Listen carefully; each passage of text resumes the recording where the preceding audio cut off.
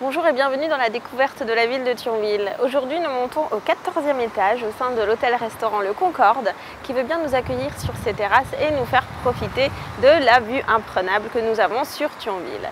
Pietro, guide à l'office de tourisme de Thionville depuis plus de 2 ans, va nous emmener dans une découverte géographique et historique de la ville. Par la suite, nous partirons pour une petite promenade afin de voir un petit peu les curiosités du centre-ville piéton.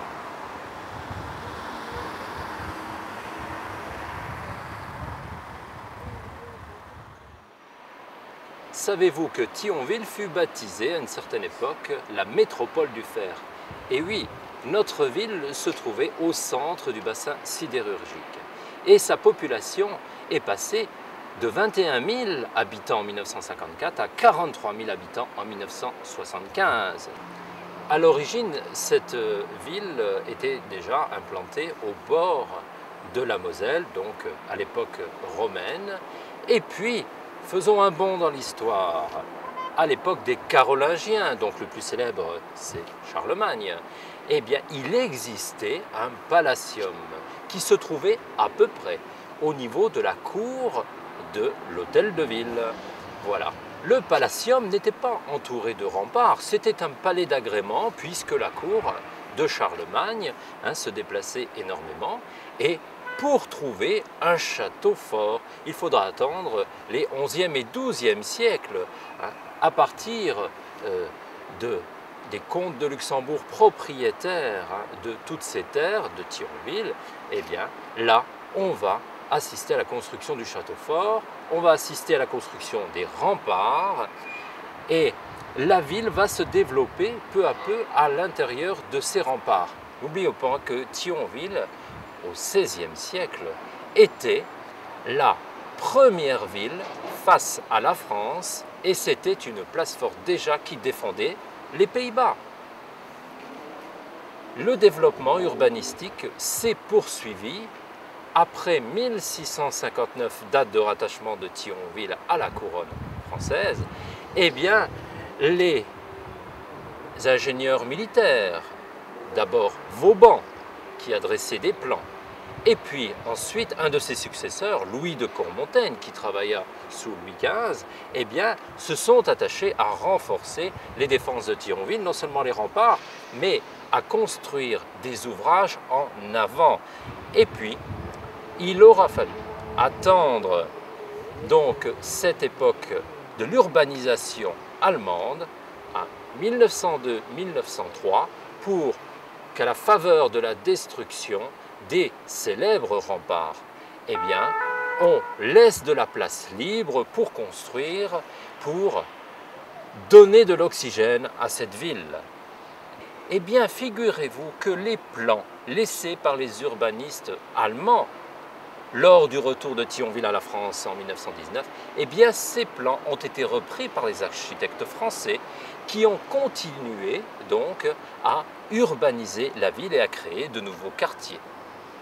À la faveur de cet afflux de population qui travaillait notamment dans la sidérurgie, eh bien, les quartiers se sont urbanisés et c'est là qu'on a vu les barres d'immeubles et notamment le quartier Bel Air, le quartier des Basses-Terres.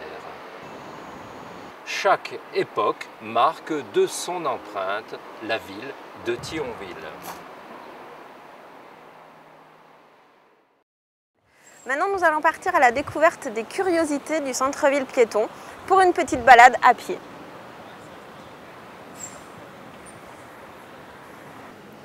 Derrière moi, vous pouvez voir le Beffroi de Thionville.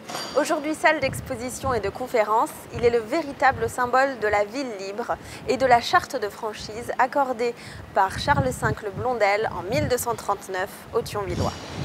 Plus haut monument de la ville, il culmine à 45 mètres de hauteur et était auparavant une tour de guet. Tout en haut, on peut voir sa girouette qui, lors de l'annexion allemande, a dû être repeinte.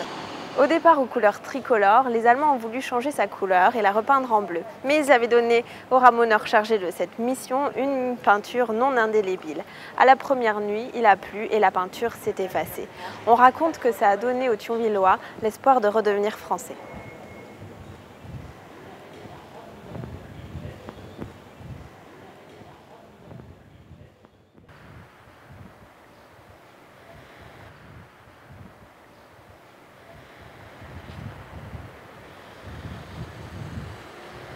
Voici l'église Saint-Maximin de Thionville.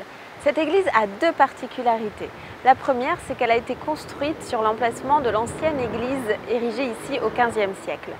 Au moment de la construction des remparts, au XVIIIe siècle, on ne peut plus accéder à la première église. On décide alors d'en construire une dans l'autre sens et plus grande à la demande des nombreux soldats présents à Thionville.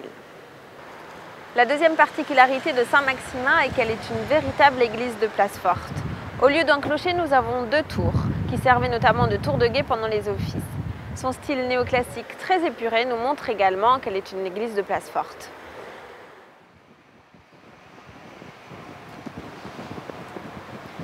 Du château érigé par les comtes de Luxembourg entre le XIe et le XIIe siècle, il reste le donjon et son puits. La tour aux puces tient donc son nom d'une déformation linguistique du mot puits en patois germanique. Siège de la prévôté, magasin d'artillerie et prison, la tour aux puces est aujourd'hui le musée du pays thionvillois. Ce qu'on peut remarquer dans cette tour, c'est sa belle polychromie, avec l'utilisation de plusieurs blocs de réemploi, la pierre de Jaumont et la quartzite de Sierck notamment. Et puis ce bloc de pierre à feuilles d'acanthe qui date de la période carolingienne.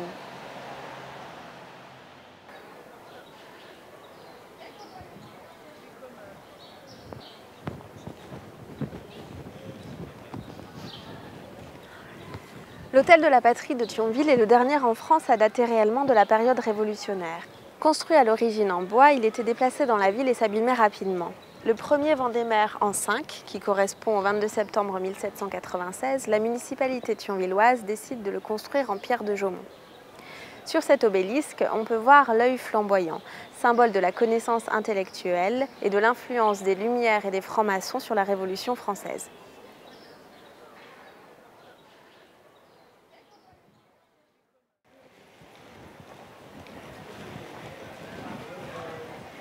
Voilà, nous espérons que ce bref aperçu de Thionville, ses rues, ses monuments vous a plu.